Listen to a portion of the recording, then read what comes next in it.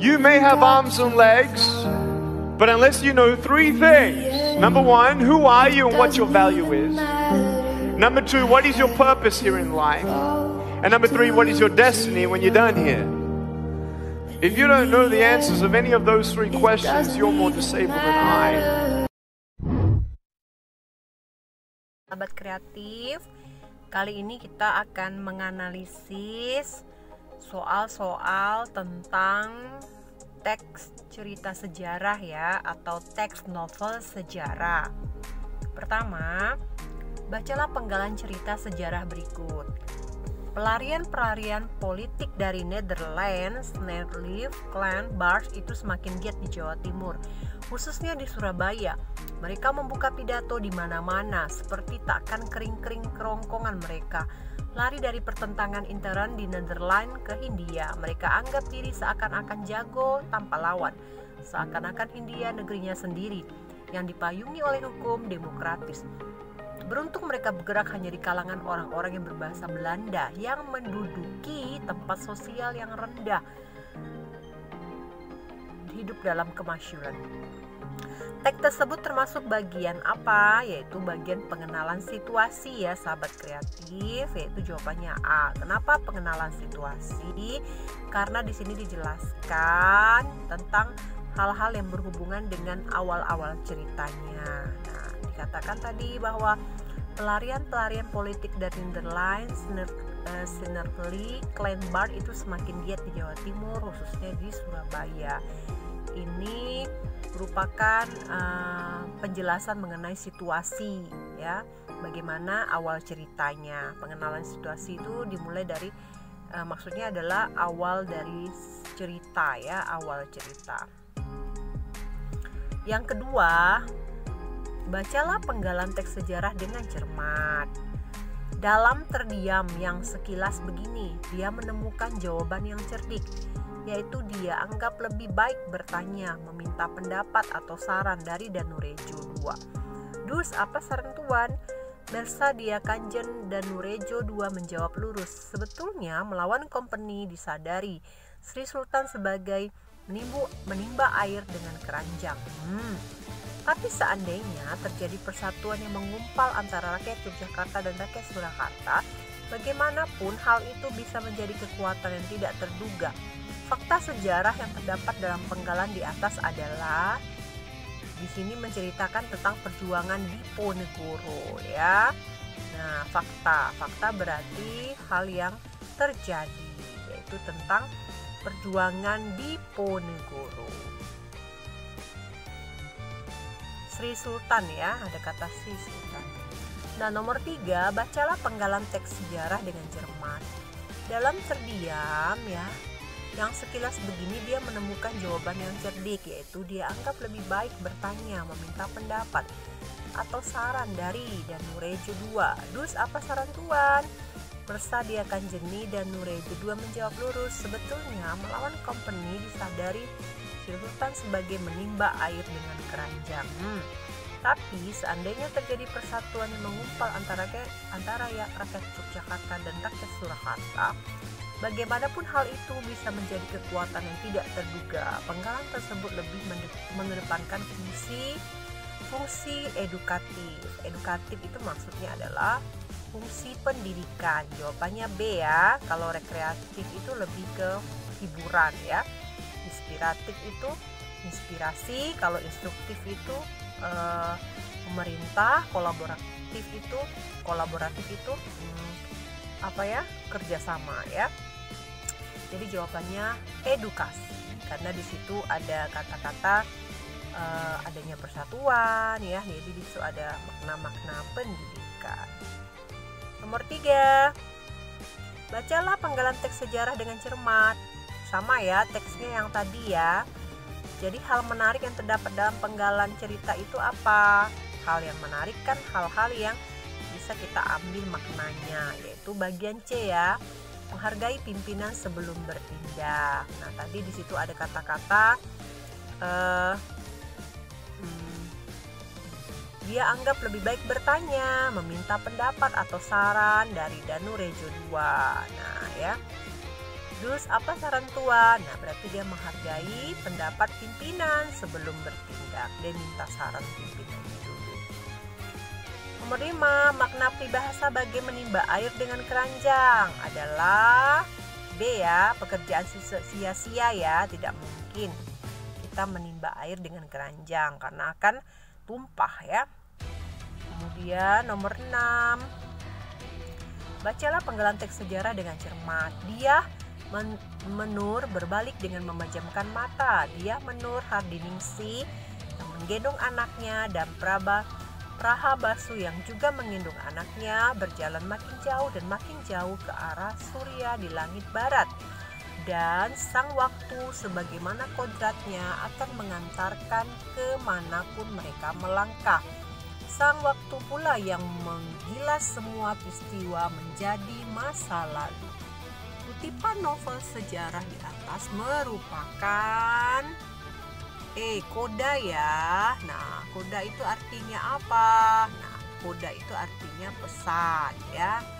Nah, di situ ada kata-kata dan sang waktu sebagai kodratnya akan mengantarkan kemanapun mereka melangkah. Sang waktu pula yang menggilas semua peristiwa menjadi masa lalu ya. Itu adalah koda, pesan dari sebuah cerita. Nomor 7 ya. Cermati penggalan cerita sejarah berikut. Nah, nilai yang mendominasi dalam kutipan teks sejarah tersebut adalah, jadi kalau kita mengerjakan soal, kita baca dulu perintahnya ya. Nilai yang mendominasi, yuk kita baca. Juga sang adipati Tuban Arya Teja Tumenggung Wilwatikta tidak bebas dari ketentuan Mahadewa. Sang Yang Widya Merestu, barang siapa punya kebenaran dalam hatinya, jangan khawatir kepala desa, kurang tepat jawab pikirannya. Ketakutan selalu jadi bagian mereka, tak selalu berani mendirikan keadilan. Kejahatan selalu jadi bagian mereka yang tak berani mengingkari kebenaran mereka, melanggar keadilan. Dua-duanya busuk, dua-duanya sumber keonaran di muka bumi ini, dan ia teruskan wejangannya tentang kebenaran dan keadilan dan kedudukannya di tengah-tengah kehidupan manusia dan para dewa. Itu karya Pramudia Anangpatur ya, dalam sebuah cerita yang berjudul Mangir. Nilai yang mendominasi dalam kutipan itu adalah nilai moral ya. Kenapa moral? Sudah jelas ya, bahwa di situ adalah kata-kata yang mengarah kepada perilaku seseorang ya. Jangan khawatir ya, kurang tepat jawabku. Nah, ketakutan selalu jadi bagian mereka. Berarti dia ada protes di situ ya tentang adanya keadilan. Nomor 8. Nah, cermati penggalan cerita sejarah berikut. Sama yang tadi teksnya, juga sang adipati Tuban Arya Teja Tumenggung Wilwatikla tidak bebas dari ketentuan Mahadewa. Sang Yang Widya merestui, barang siapa punya kebenaran dalam hatinya, jangan khawatir kepala desa kurang tepat jawab pikirannya. Ketakutan selalu jadi bagian mereka, tak selalu berani mendirikan keadilan. Kejahatan selalu jadi bagian mereka yang tak berani mengingkari kebenaran mereka, melanggar keadilan. Dua-duanya busuk, dua-duanya sumber keonaran di muka bumi ini, dan ia teruskan wejangannya tentang kebenaran dan keadilan dan kedudukannya di tengah-tengah kehidupan manusia dan para dewa. Karangan Pramudia Anangpatur Mangir ya, Jakarta. Amanat dalam kutipan teks sejarah tersebut adalah C ya, jangan takut membela kebenaran karena sama buruknya dengan kejahatan. Jadi kita harus membela kebenaran ya, karena kalau kita tidak membela kebenaran berarti kita melakukan hal yang jahat. Jawabannya C ya. Nomor 9. Nah, cermatilah penggalan cerita tersebut. Nah, yang dimintanya adalah sudut pandang penceritaan di atas adalah sudut pandang. Sudut pandang artinya dia menceritakan orang keberapa. Nah, di depan Ratu Bitsunu Gayatri yang berdiri, si Gitarja duduk bersimpuh. Mbah tua itu melanjutkan tugasnya. Kali ini untuk sekadar kedaton Diyahwiyat yang terlihat lebih tegar dari kakaknya. Atau boleh jadi merupakan penampakan dari sisi hatinya yang tidak bisa menerima dengan tulus pernikahan itu. Ketika para ibu ratu menangis yang menulari siapapun untuk menangis, Diyahwiyat sama sekali tidak menitikkan air mata. Manakala menatap segenap wajah yang ada di ruangan itu, yang hadir dan melekat di benaknya justru wajah Rakriantanca. Ayunan tangga Gajah Mada yang menggenggam keris di dada, keris di tangan prajurit tampan itu masih terbayang di kelopak matanya. Sudut pandangnya adalah menceritakan orang ketiga ya, orang ketiga serba tahu. Karena apa? Dia menceritakannya sampai detail ya, sampai dia tahu bahwa terbayang, tampak itu masih terbayang di kelopak matanya ya, kemudian bisa mengetahui hal-hal detail dari tokoh. Jadi jawabannya D ya, orang ketiga serba tahu. Nah,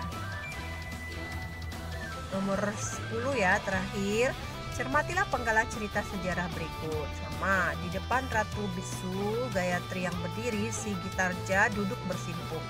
Mbah tua itu melanjutkan tugasnya, kali ini untuk sekar kedaton Diyahwiyat yang terlihat lebih tegar dari kakaknya, atau boleh jadi merupakan penampakan dari sisi hatinya yang tidak bisa menerima dengan tulus pernikahan itu. Ketika